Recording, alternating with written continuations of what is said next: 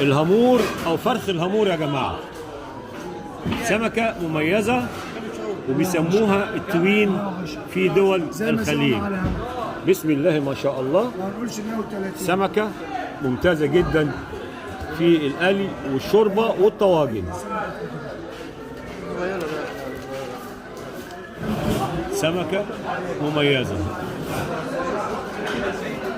ليها عشاقها وطعمها المميز.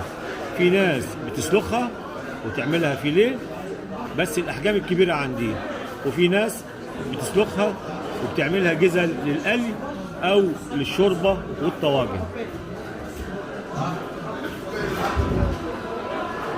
سمكه فرخ هامور يا جماعه.